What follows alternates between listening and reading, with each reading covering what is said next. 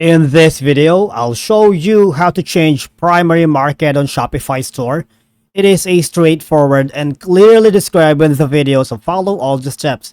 But before we dive into all of it, make sure you hit the subscribe button below and ring the notification bell so you never miss out on our latest content. Alright, so I'm planning to change my primary market on Shopify, so if you're having the same thoughts as well, say it is driven by a lot of factors, right? So but be sure to carefully consider the implications before making such a decision. So right now, the businesses are evolving over time and my target audience is changing. So I'm trying to target a different demographic for this. So I find it that my older demographic has no more interest in my product. So I wanted just to adjust my primary market to better align with my current customer base. And say, for example, if you have expanded your product offerings or introduced new categories that cater to a different market segment, this is the perfect time to adjust your primary market. And it can help you better tailor your marketing efforts to the audience that is most interested in your new products. Okay.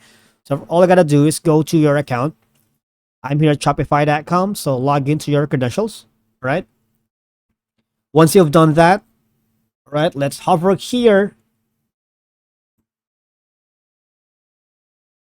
Okay, you go here at your dashboard, right? And then click on markets right here.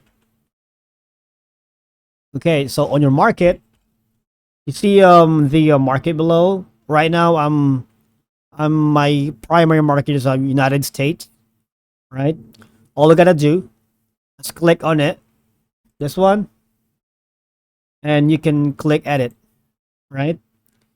So from United States, you can change your market in international, say Canada, or let's say let's go to Europe right here.